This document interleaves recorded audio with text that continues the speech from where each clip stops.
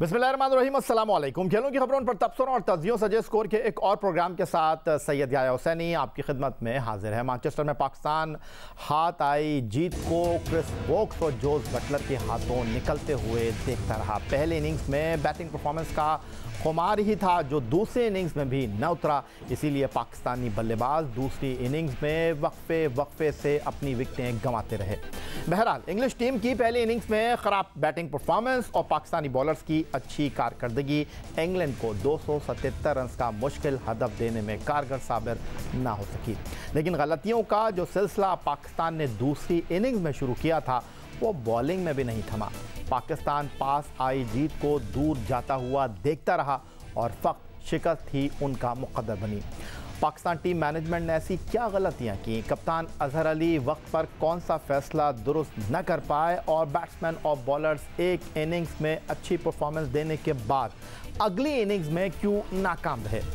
आइए अपने इस प्रोग्राम में इन तमाम मौज़ूआत पर आज हम बात करते हैं। मैनचेस्टर में पाकिस्तान को 3 विकेट से नाकामी का सामना करना पड़ा। जब तक पाकिस्तान बेहतर परफॉर्म करता रहा, क्रिकेट मुबस्सिरीन, साबिक टेस्ट क्रिकेटर्स और क्रिकेट पंडितों ने पाकिस्तान टीम की तारीफ़ें की, लेकिन ग्रीन शर्ट जैसे ही गलतियां करने लगी ये मुबस्सिरीन तनकीद के नश्तर भी बरसाने लगे। इस सिलसिले में साबिक पाकिस्तान कप्तान वसीम अकरम ने अजहर अली और उनकी हिकमत अमली पर सवालात उठा दिए हैं।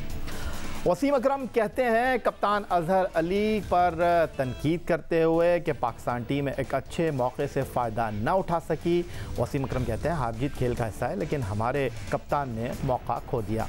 बतौर कप्तान अजहर अली को कई मौके मिले, लेकिन उन्होंने फ़ायदा नहीं उठाया। क्रिस वोक्स बैटिंग के लिए आए तो सेट होने दिया गया, ना उनको बाउंसर किया गया, ना शॉर्ट बॉल्स कराए गए। ये वसीम अकरम का कहना है। जब पार्टनरशिप लग गई तो कुछ भी कारआमद न रहा और मैच हाथ से निकल गया। उधर दूसरी जानिब वेस्ट इंडियन टीम के साबिक टेस्ट क्रिकेटर और मौजूदा क्रिकेट कमेंटेटर माइकल होल्डिंग भी पाकिस्तान टीम की कारकर्दगी से ज़्यादा खुश नहीं।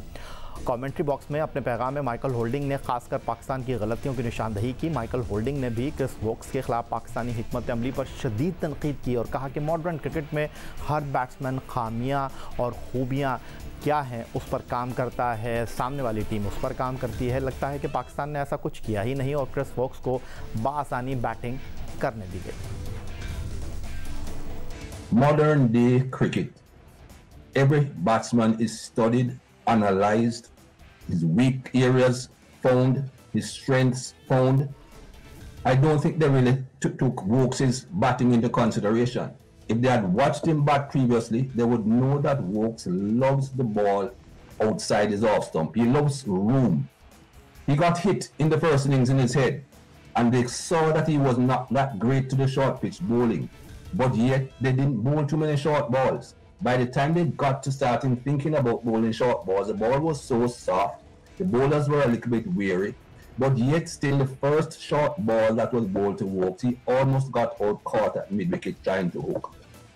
Nevertheless, you have to give it to both Wokes and Butler because they put on a partnership of 139 runs, and that pretty much took the game away from Pakistan.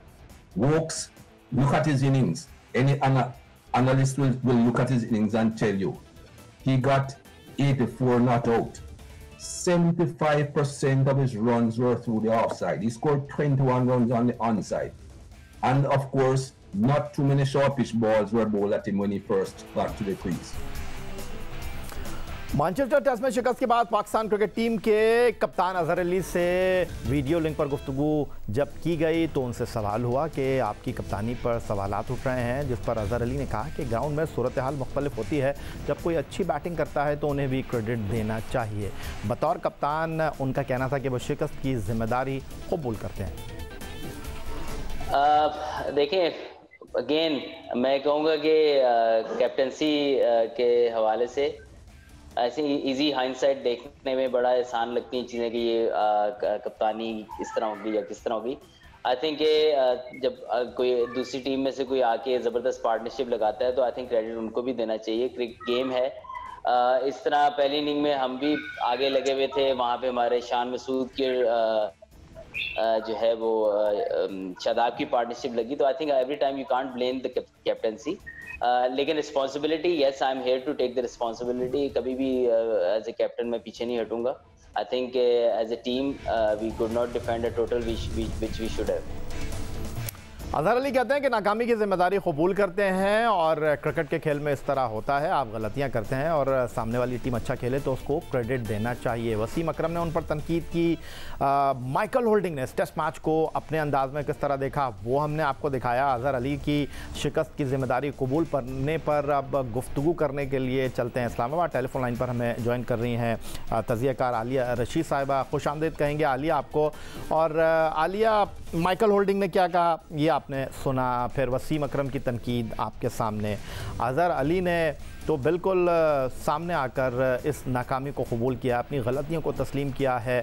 आप क्या कहेंगी, क्या सिर्फ अजहर अली इस नाकामी के ज़िम्मेदार हैं? नहीं, बिल्कुल नहीं। देखिए, अगर हम ये मैच जीत गए होते तो ज़ाहिर हम क्रेडिट दे रहे होते ना कप्तान को। तो यहाँ प्रॉब्लम ये है कि टेस्ट मैच में या 5 दिन की हाई क्वालिटी क्रिकेट खेलनी पड़ती है। हमारी ट्रेजेडी ये हुई कि हमने डोमिनेट करने के बाद मैच अपने हाथ से उनको दे दिया। तो अब वो जो एक चीज़ थी जिसमें हम सर्वाइवल मोड में चले गए थे, वो टेस्ट क्रिकेट में आप अफोर्ड नहीं कर सकते।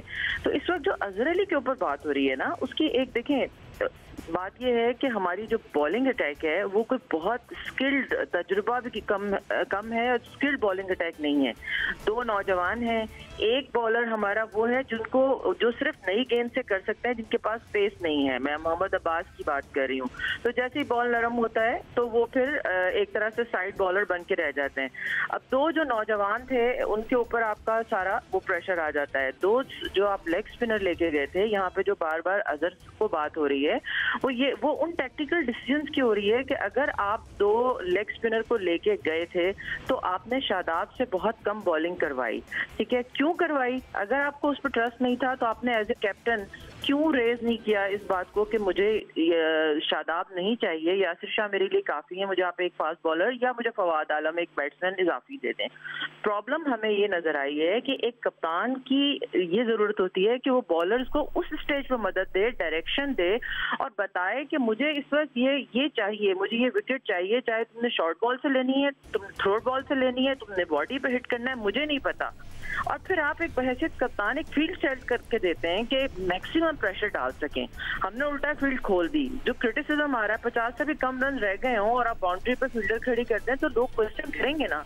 लोग सवाल ये कर रहे हैं कि जब आप चाय के वक्फे के बाद वापस आए तो आपने यासिर शाह और शाहीन को क्यों नहीं लगाया? आपने फिर शादाब को इस्तेमाल ज्यादा मैक्सिमम लंबा रन क्यों नहीं दिया कि आप 4-5 फील्डर सर पे उसके खड़े कर लेते बैट्समैन के और इतना प्रेशर डालते कि उनको समझ ना आती कि उन्होंने। बिल्कुल दुरुस्त आपने कहा आलिया, यहीं रुक जाइए। अगर ये बात आप कर रही हैं और ग्राउंड में तो अजहर अली ने ये फैसला करना था क्लोजिंग फील्डर को बढ़ाने का, किसको गेंद देनी है, किसको गेंद नहीं देनी, किसको कहना है कि तुम तैयार रहो। मैं बिल्कुल आपकी बात से इत्तेफाक करता हूँ, लेकिन आलिया ये जो टीम मैनेजमेंट की फौज जफर मौज आप इंग्लैंड लेकर गए हैं, 29 खिलाड़ी, 14 ऑफिशियल, अगर आप टेलीविज़न पर देखकर अपने घर पर बैठकर ये पॉइंट रेस कर रही हैं तो वक्कार यूनुस क्या कर रहे थे, मुश्ताक अहमद क्या कर रहे थे, यूनुस खान क्या कर रहे थे, मिसबाउल हक क्या कर रहे थे। अब तो मॉडर्न क्रिकेट है, आपको पानी की बोतल छोड़ दें, आप बाउंड्री लाइन पर आएँ, जो बाउंड्री पर लड़का खड़ा है उसके कान में ये बात कहें, वो कप्तान तक मैसेज पहुँचा देगा।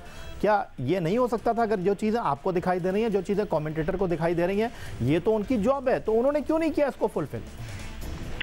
ऐसा लगता है कि जैसे मैं किसी की नीयत पे शक नहीं कर रही, लेकिन मुझे ऐसा लगता है करना भी नहीं चाहिए आलिया।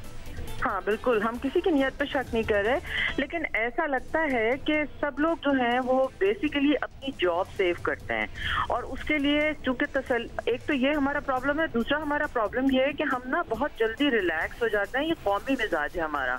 तो हमारे जो वो 2.5-3 दिन जो हम बहुत अच्छा डोमिनेट करते रहे, उसके बाद हमने इस चीज़ को समझा ही नहीं। और मैं आपको ऑनेस्टली ये बता सकती हूँ कि मुझे यकीन है इस बात का कि ये हमारे प्लेयर्स ने, हमारे बॉलर्स ने उनको बिठा के ये नहीं दिखाया गया होगा कि जब बटलर आएंगे तो उनकी वीकनेस क्या है, उस पर कैसे उनको आउट करना है, या वोक्स आएंगे या कोई ऐसी सिचुएशन अगर आ जाए कि लंबी पार्टनरशिप लग जाए तो आपने उनको कैसे आउट करना है जब बॉल पुराना हो जाए। ये जहन में रखें कि बॉल जो है वो पुराना हो गया। उस विंडो को इस्तेमाल किया उन्होंने, दोनों बैट्समैनों ने, जिनको बिल्कुल क्रेडिट दिया है, अजहर ने सही दिया है। लेकिन उसके साथ साथ हम अगर हाथ बांध के खड़े हो जाएंगे और सिर्फ टाइम पास करेंगे तो ऑब्वियसली सवाल उठेंगे।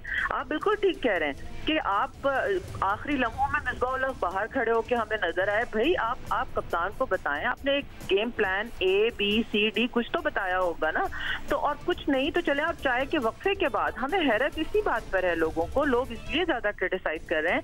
टी तक चलो आपने बर्दाश्त किया, उसके बाद आप सोचते हैं कि यार अब ये गए होंगे, अब इन्होंने, ऑनेस्टली मैंने उस वक्त ये सोचा था अब ये अंदर बैठ के वहाँ पे यूनस भी हैं, मिसबा भी हैं, विक्की भी हैं, विक्की बताएंगे कि ये बॉलर्स को कि क्या करना है बच्चों, तुमने सिर्फ लेंथ बॉल नहीं करानी, तुमने बस मारना है। तुम यार रिप लेवल पे ही मारे ना आप बॉलर को तो वो उसकी धज्जियां उड़ जाती हैं। मगर समझ नहीं आई कि वो बिल्कुल हाथ पांव फूले हुए थे। तो ये जो, इसलिए हम जब मुसलसल प्रोग्रामों में ये बात करते हैं ना कि साइकोलॉजिकली इनके ऊपर काम करने की जरूरत है, तो जेन्युइनली ये बात बिल्कुल ठीक है, क्योंकि हम प्रेशर के अंदर जो क्रंच सिचुएशन होती है हम वहाँ डिलीवर नहीं कर पाते या और इसी वजह से हमारे पाकिस्तान से बाहर जो सीरीज हैं, साउथ अफ्रीका, ऑस्ट्रेलिया, इंग्लैंड, उसमें हमारा हमेशा इस वजह से प्रॉब्लम रहती है, हम सीरीज नहीं जीत पाते। हम ऑस्ट्रेलिया में भी 3-0 से मार खा के आए हैं, हम साउथ अफ्रीका में भी हार के आए हैं। तो ये सारी चीजें ऐसी हैं कि इसके ऊपर आप काम करना चाहिए। ठीक हो गया अली, आप हमारे साथ मौजूद हैं। प्रोग्राम में वक्त हुआ एक ब्रेक का, आप ब्रेक की तरफ बढ़ते हैं और ब्रेक के बाद और भी सवालात हैं और आपसे गुफ्तगू के सिलसिले को जारी रखेंगे।